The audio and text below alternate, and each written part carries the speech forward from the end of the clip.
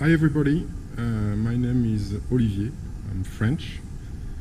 I'm building a Sling TSI here in Saudi Arabia. So I will show you my progress. So the kit was delivered 5 months ago. We are today the 24th of July 2021. The kit was delivered in end of Feb 2021. So 5 months so far. I went with the kind of semi-quick build. I mean, I took only the fuselage as a quick build and the fuel tank. The rest is the slow build. It is an option that I recommend to anybody that wants to save time. It's not too expensive and you save a lot of time. So here we are in our facility. I am in Space Scene. It is the dealership of Sling in Saudi Arabia, and we are here building 2 Sling TSI, mine and the one of the owner of the dealership. So I'm going to make a tour of where I am. I think I made a quite good progress. Honestly, I'm even surprised. So let's start. As everyone, I started with my empennage. As you can see, my last piece is the rudder. I need to pull the cable for the beacon and to rivet it, and I will be done. Here you have the elevator. Very nice piece. I just have to finish the tip. I have on the other side what I have. I have the horizontal stabilizer, vertical stabilizer with the VOR antenna, the 2 ailerons. So this was very, very fast to do. And the big piece that took me the most of my time, the wings. The wings are amazing. So here they are. So I took the decision to make it slightly differently than from the Kai. As you can see, I decided to install a flush rivet up to just before the turning edge. So it gives a very nice look. So you have a long range fuel tank, main fuel tank, the wing.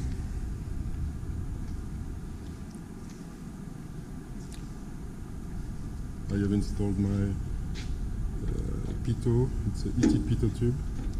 I took the harness from Midwest Panel Builder. Steve and his team, they are amazing and they are really responsive. I will install here the long range fuel pump. I start the assembly, but I'm missing some fitting that I have ordered. It will look this way.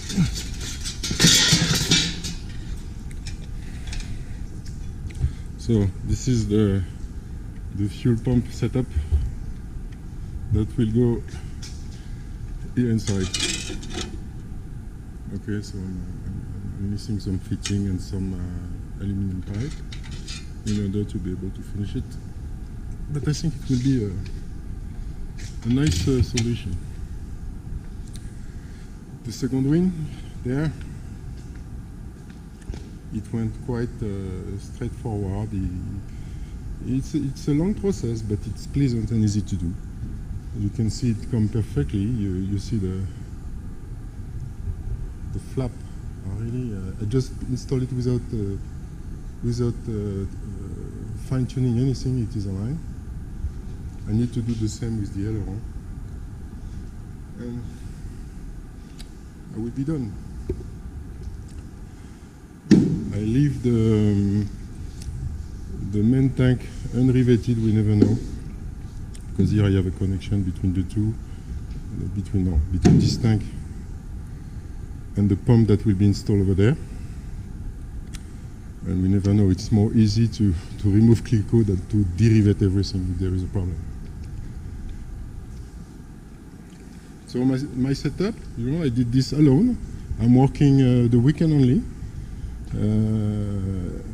This is why I recommend this kind of half quick build, because working the weekend only is difficult to put a large amount of hour. But anyhow, I'm very proud of having been able to do the towing and the full empennage within 5 months working weekend only. I think I did a great job. My setup, the famous board with everything on it. At the beginning it's a little bit difficult to find your piece, but after you know where they are by heart. I have one more flap remaining to do. This is the only piece of airframe that I need to finish.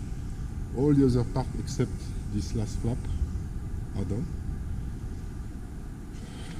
My workbench is the main one. I was working from this one, and I have a 1, 2, 3. This is my paint station. 4, 5, 6, 7, 8, 9. So we have 9 bench. Our place to have a rest and a coffee and to drink some water. So you have to remember we are in Saudi Arabia, and actually the outside temperature is 50 degrees. I would say 50 degrees is 122, I think, Fahrenheit. So we need to have some rest from time to time. And we have no air conditioning, we just have a cooler. But it's okay, because the air is very dry in Riyadh. The fuselage, where I am. So the canopy is dry fitted. It's not yet bonded because I am missing my Sikaflex. It should arrive these days. As you can see, I decided to make a small modification. I will explain you. So the modification I'm talking about is this. Okay. It is not on the original design. It's a small vent that I took from a van aircraft. Why I did this modification? Look. So inside the cabin, I completely changed the way the ventilation is done. I figure out that the system that they propose, that Sling Aircraft is proposing, is not performing very well. It cannot perform very well because the airflow from the cool air has to go in this kind of manifold, and the air has to do a S. The air will go in front of you under the panel, but to go to the rear place has to be a S curve and go inside and go back in this channel. And many are telling that it's not working very well. So I decided to change it. First, I went with this silicone scat, because the aluminum tubing I really do not like it. I changed the flow. So the fresh air, only direct fresh air from the NACA vent on both sides to the vent under the panel, and you will have fresh air. And the vent, I didn't take the stock one. I take a one called Aero Vent, something like that, with a very good sealing device. And then, as you can see, the hot air is going to go directly to the side. So you will have, when you want hot air, you will have hot air through the side, the defrost, and on your feet. So the warm air will circulate completely in the aircraft. You will not have warm air in front of you in your face, but you will have warm air up, down, and in the rear. Now you're going to tell me in the rear there will be no hot air, no fresh air. And the answer is this. This is the small hatch that I took from Vance Aircraft. They are installing this one on RV10. So it will allow me with a vent here. When the rear passenger want to have fresh air, they just open this door, open the vent, and they will have fresh air, like in the front. So this is the nice upgrade that I have done. I need to figure out how to drain this, because if you have water, it will go inside. And this one is a kind of box that will be sealed, so I need to put something like a hose that is going down and under the aircraft. So here I am, I took the parachute option. The next upgrade, so again this little door, up, you have fresh air, up, you close. And second upgrade that I've done, I went with the dual puck caliper as proposed and as designed by Matco, but introduced with Evan Bruni on this aircraft. So I immediately jumped to the solution.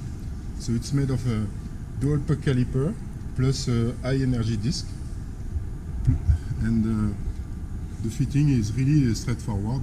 Two 45 degrees fitting, and you go directly in your oil line. So a nice upgrade that I think I will not regret.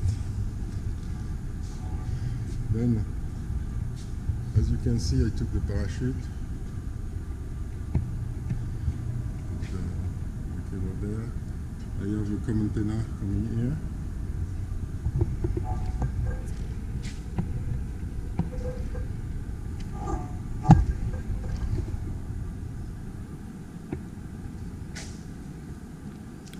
And here we are. So I put my what is this? The trim and the beacon line, and plus the door antenna that I will go through these holes.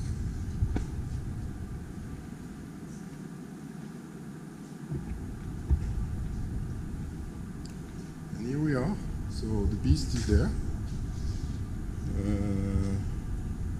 Next step is to bond the canopy to finish the inside. Paint the canopy before bonding it,